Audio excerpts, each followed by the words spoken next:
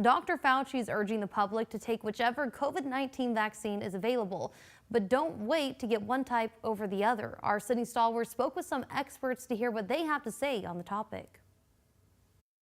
With news swirling around the single-dose Johnson & Johnson vaccine and other updates coming in on shots that have already been approved, people are starting to pick and choose which form of the vaccine they want to get. Some people even holding off on being vaccinated altogether until they can get the shot that they prefer. Experts say that's not what they advise you to do. What's important currently is getting people vaccinated as much as we can, as soon as we can.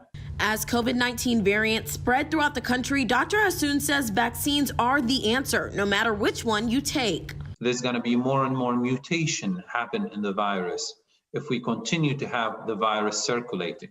We checked in with the Alabama Department of Public Health to get their take. I absolutely say to people, get the product that's available to you, because the hospitalizations and deaths and severe illness data really for all three vaccines appears to be comparable.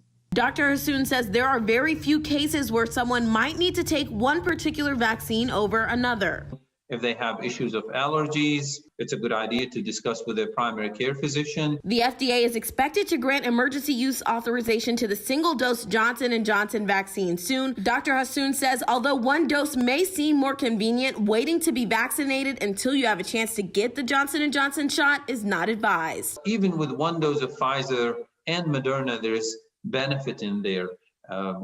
So waiting for J&J, I don't think it's going to make much of a difference from efficacy point of view. Putting the Valley first, Sydney Stallworth, WZDX News.